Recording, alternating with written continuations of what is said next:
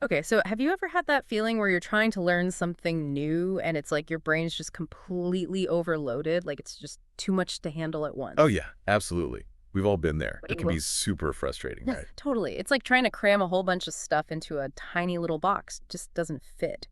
And today we're going to dive into the science behind why that happens and what we can do about it with cognitive load theory. CLT for short. Right, CLT.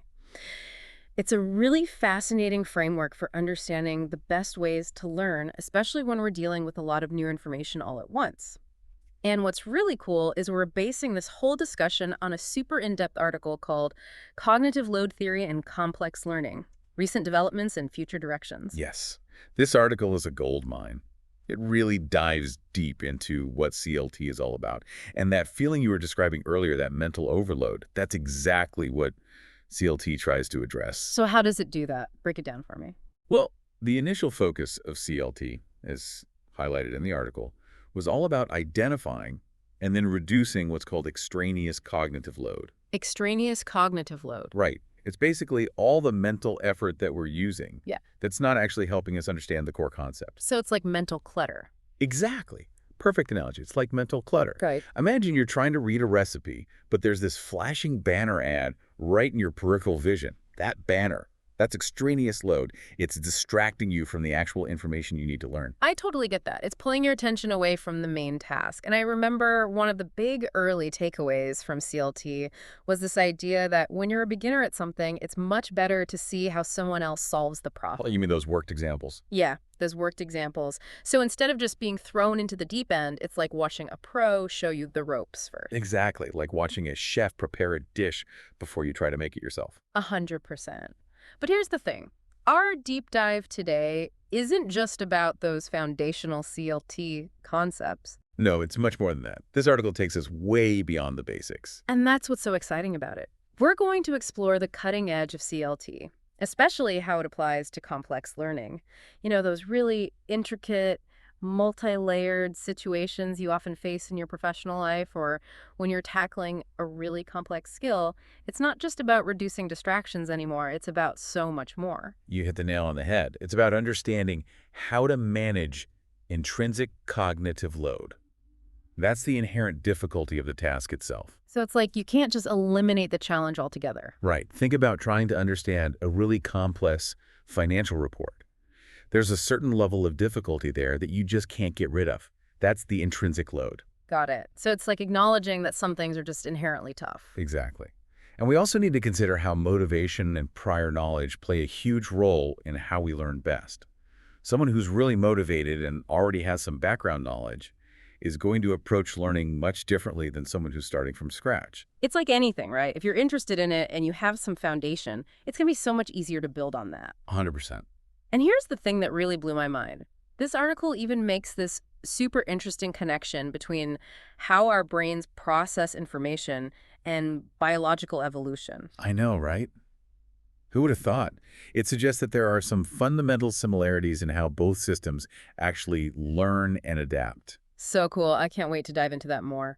But first, I think we need to wrap our heads around this whole mind-bending link to evolution. Okay, so to understand this link, we need to go right back to the beginning of the evolution section in the article. It starts with this super fascinating analogy where they compare biological evolution, driven by those random mutations in natural selection, to this massive information processing system. Okay, so walk me through this. What does that even mean, evolution as an information processing system? Well, imagine each species is like this giant computer program, and the program's goal is to figure out how to survive in its specific environment. Okay, I'm following so far. And the code of this program is the species DNA. Right. That DNA is like a huge library of solutions that have worked for the species' ancestors. So all the challenges they've overcome to survive are encoded in their genes. Exactly. It's like their biological software. And anytime a new trait pops up, any change in that genetic code, well, that comes from a random mutation. It's like nature's constantly running experiments, Throwing things at the wall and seeing what sticks. pretty much. Yeah. And that's where the connection to how we learn comes in. Think about your long-term memory. Where we store all those facts and memories. Right. And it's not just a jumble of random stuff. Our memories are actually organized into these really sophisticated chunks of information. The article calls them schemata. Schemata. Yes, schemata. They're basically these mental frameworks that help us make sense of the world. And those schemata are kind of like our own personal DNA. They're a massive store of information that helps us navigate life, solve problems, and make decisions. So our long-term memory is like our internal library of knowledge, and our schemata are the bookshelves that organize all that knowledge. That's a great way to put it. And just like a species' genetic code changes slowly over time, the article points out that our long-term memory also resists rapid changes. It takes time and effort to truly integrate new information into our existing knowledge structures. So we can't just instantly rewrite our entire mental library. Not quite. And the bottleneck here is our limited working memory. It acts as a gatekeeper, preventing us from making huge, potentially disastrous changes to our long-term memory all at once. So that feeling of our working memory being overloaded, while it can be super annoying when we're trying to learn something new, it's actually a good thing. Exactly. It actually serves a vital purpose. It's like a safety mechanism that protects our hard-earned knowledge. That's pretty amazing. It's like our brains are designed to learn in a way that prioritizes stability and avoids those random, potentially harmful changes. Exactly. And this insight, this connection between how our brains work and how life on Earth evolved, it highlights the importance of building knowledge in our long-term memory in a structured, organized way. It's not about cramming as much information into our short-term memory as possible. So it's like we need to be strategic about how we learn. Exactly. It's more about building those strong, interconnected mental frameworks, those schemata, rather than just trying to memorize a bunch of isolated facts. So how do we do that? How can we, as learners, take advantage of this understanding of how our brains work? Well, the key is to create learning experiences that align with how our cognitive system has evolved to learn. That means focusing on building robust schemata, not overwhelming our working memory with fragmented information. Okay, so we've explored this pretty awesome link between how our brains work and how life on Earth has evolved. Now let's shift gears and talk about something a bit more practical. How does CLT help us understand those really complex learning situations that we might encounter in our lives? Okay, so when we talk about complex learning in the context of CLT, we're talking about more than just acquiring isolated facts. We're talking about integrating knowledge, skills, and even our attitudes. So it's not just about knowing stuff, it's also about how to apply that knowledge in real-world situations. Right. It's about being able to coordinate different abilities and use what you've learned in meaningful contexts. So like knowing the rules of grammar is one thing, but being able to have a fluent conversation in a new language, that's complex learning. Exactly. And, there's a big push these days in education and training towards using these authentic tasks. These are tasks that mirror the real-world challenges you would face in a real-life situation. So it's like learning by doing. Precisely. It's about getting your hands dirty and grappling with real problems. And the thinking is that by doing this, you're much better equipped to transfer what you've learned to those practical situations. I can see how that would be so much more effective. But the article also mentions that these authentic tasks often come with a challenge, right? Something called element interactivity. What's that all about? Yeah, so element interactivity just means that there are a lot of different pieces of information, different skills that need to be processed all at the same time to really understand the task as a whole. So it's like trying to juggle multiple things in your mind all at once. Exactly. Imagine learning to fly a plane. You're not just learning about the controls, you're learning about how they all interact with each other, how they interact with the environment, all kinds of things happening at the same time. Okay, so it's not just about mastering each individual element, it's about understanding how they all fit together. That's it. And this is where things can get tricky, because when you have a lot of these interconnected elements that you need to consider all at once, it leads to high intrinsic cognitive load. Right, that inherent difficulty we were talking about earlier, it's just a mentally demanding situation. So what does CLT suggest we do when faced with a learning task that has this high intrinsic load? Well, the article mentions a method called the progressive method of instruction. Progressive method. Okay, tell me more about that. It's actually a really intuitive approach. Instead of throwing you right into the deep end with all the complexity right from the start, it suggests you begin by introducing individual elements in isolation. You build a strong foundation with the basics first. So like learning individual chords on a guitar before trying to play a whole song? Perfect example. Yeah. And then, once you have those individual elements down, you gradually start to introduce the interactions between them. You learn how they all work together, like learning how those chords on the guitar create a melody. It makes sense. It's like scaffolding. You provide support in the early stages to avoid overwhelm, but the end goal is to remove that support as the learner progresses.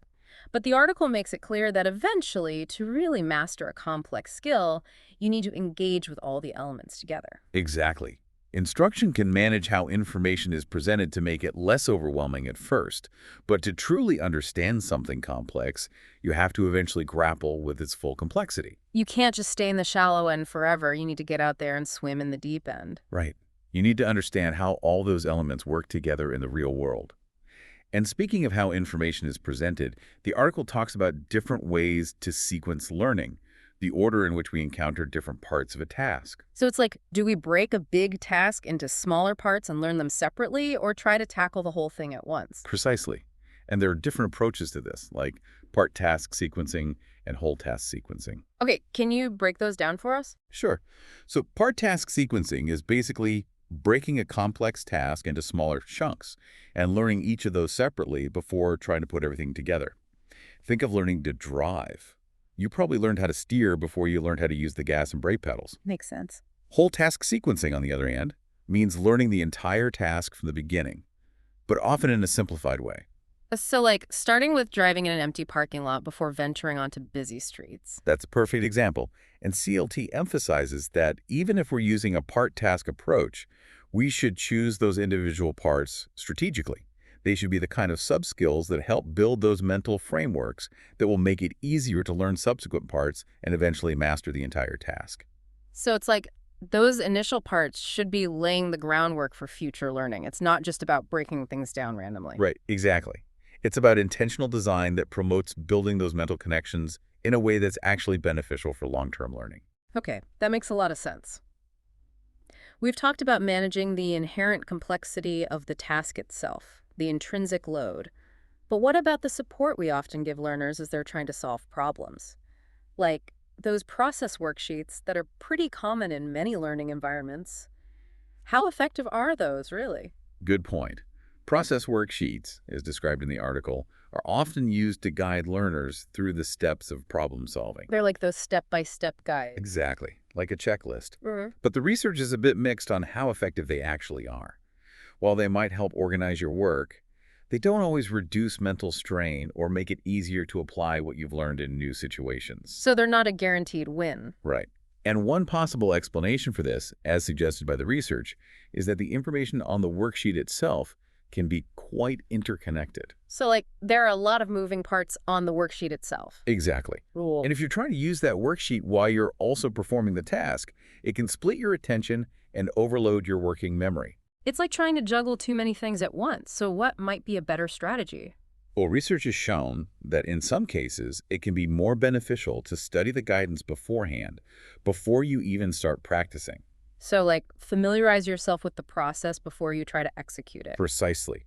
And the study in the article looked at troubleshooting electrical circuits and found that when learners studied that interconnected support information before they started practicing, they actually experienced less mental strain and learned more effectively.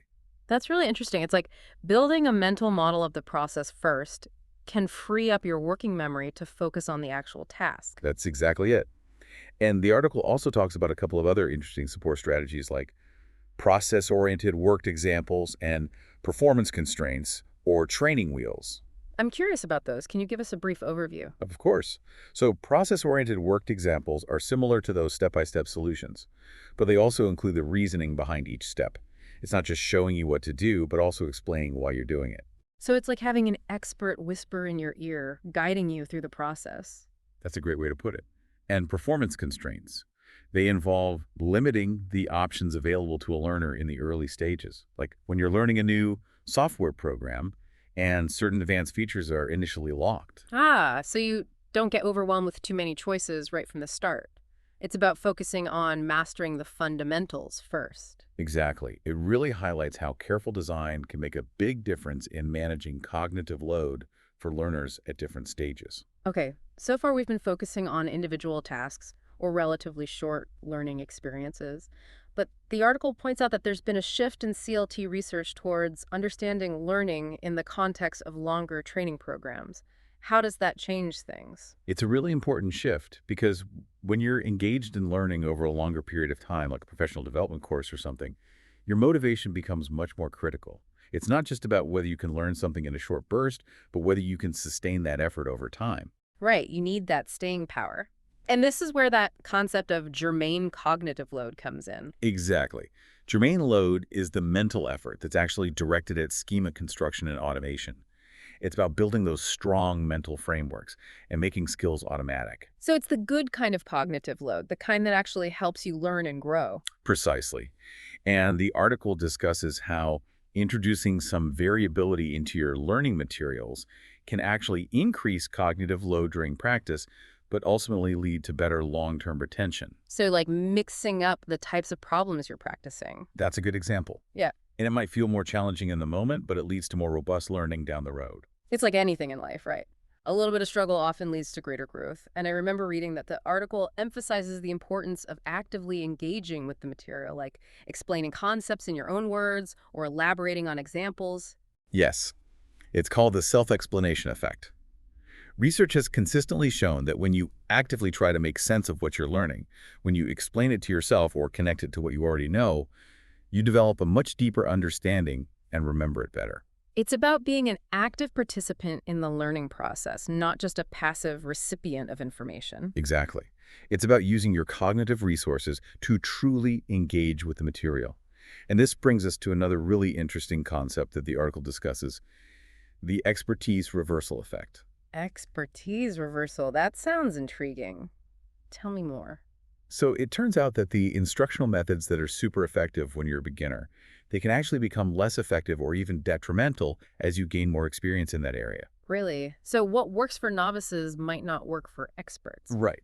The things that help us build a strong foundation might actually become a crutch later on, preventing us from reaching that next level of mastery.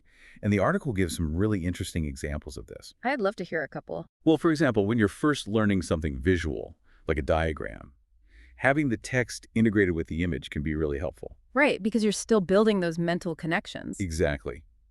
But as you become an expert, you might find that integrated text is just distracting. It's redundant information that your brain has to process. So those training wheels that were so helpful at the beginning actually become a hindrance later on. That's exactly it. The scaffolding that supports a novice can actually become an obstacle for an expert. Fascinating. So how can we as learners navigate this expertise reversal effect? One really interesting approach that the article mentions is called the completion strategy. It involves gradually fading out those beginner-level supports. Okay, so walk me through how that would work. So you start with fully worked out examples when you're brand new to a topic. Then, as you gain confidence, you transition to completion problems. These are problems where some of the steps are missing and you have to fill in the blanks. It's like a gradual release of responsibility. Exactly. And over time, more and more the guidance is removed until you're tackling those problems independently. That's a really smart way to help learners develop their own problem-solving skills. So we've talked about managing cognitive load and understanding how our expertise level affects our learning. Now, the article also dives into this really exciting area of adaptive e-learning. How does all this stuff we've been talking about inform the design of these personalized learning experiences? Well, this whole expertise reversal effect really underscores the need for learning experiences that can adapt to an individual's level of expertise. And that's what adaptive e-learning is all about. So it's moving beyond the one-size-fits-all approach. Exactly. It's recognizing that each learner is unique and has their own needs and their own pace. And a key aspect of making this adaptive learning work is to accurately assess the learner's current level of understanding. So you need to know where they are on their learning journey. Exactly. And traditional tests that just focus on whether you got the right answer, they might not be enough. CLT emphasizes that we also need to consider the mental effort involved. So like two people might solve the same problem, but one might be really struggling while the other finds it a breeze. That's a perfect example. That difference in mental effort can tell us a lot about their underlying expertise. So how do we measure mental effort? The article talks about different approaches, and one surprisingly simple method is just to ask learners to rate how mentally demanding they found a task. You mean just ask them? Like on a scale of 1 to 10, how much brain power did this take? Exactly. And, as simple as it sounds, research suggests that these self-report ratings can be pretty effective and reliable. Really? That's pretty cool. And what about that rapid assessment test that the article talks about? The rapid assessment test is designed to quickly assess schema quality by analyzing the first step a learner takes to solve a problem. Interesting. So it's like you can tell a lot about someone's understanding by observing how they approach a problem, not just whether they get the final answer right or wrong. Exactly. It's about looking at their process, their strategy. And then we have this idea of cognitive efficiency, which takes both performance and mental effort into account to paint a more holistic picture of a learner's expertise. Okay, break that down for me. Cognitive efficiency looks at the relationship between what you achieve and how much mental energy it takes to get there. If you have high cognitive efficiency, it means you're getting good results without having to sweat too much mentally, which is a hallmark of expertise. But if you're struggling to achieve even basic results, that might suggest low cognitive efficiency. I see. It's like working smarter, not harder. So how does all this fit into the big picture of adaptive e-learning? It's all about personalizing the learning experience based on these ongoing assessments. The system monitors your performance, mental effort, and cognitive efficiency, and then tailors the tasks you're given. So like it might adjust the difficulty level? Exactly. Or it might change the type of activity, maybe moving from watching a demonstration to actually solving a problem. Or it might change the amount of support provided. That's really cool. It's like having a personal tutor who's constantly adjusting the lesson plan to meet your individual needs. That's a great analogy. And the research is really promising. The article mentions studies in high-stakes training environments like air traffic control, where adaptive training based on these CLT principles was more effective than traditional fixed curriculum training. Wow. That's pretty compelling evidence that this personalized approach can really make a difference. And it seems like this research is leading to some really innovative applications in education, too. It is. There are studies happening in areas like algebra instruction where they're implementing these adaptive techniques. And what are they finding? The results are really promising. It looks like by responding to individual learner needs and adjusting the instruction accordingly, we can create much more effective learning experiences. Pretty exciting stuff. This deep dive has been amazing. I feel like I've gained so much insight into cognitive load theory and how it can really help us understand and improve learning. And I have to say, it's really cool to see how this field is constantly evolving and leading to these really innovative applications. I agree. It's such a fascinating area of research. And the implications for learners, educators, and instructional designers are huge. Okay, so as we wrap up, I'd like to leave our listeners with a question to ponder. Given all that we've learned today about how our brains process information, how might you consciously optimize your own learning environments to better align with these natural tendencies? It's a great question for all of us to consider. Whether you're learning a new language, trying to master a new skill, or just tackling a challenging problem at work, how can you apply these principles to make learning more efficient and effective for yourself? And if you're interested in exploring all this stuff in more depth, I highly recommend checking out the article we've been discussing today, Cognitive Load Theory and Complex Learning, Recent Developments and Future Directions. It's really a treasure trove of information. It really is. And it's a great springboard for further exploration. Thanks for joining us on this deep dive. My pleasure. It was great chatting with you. Until next time. See you then.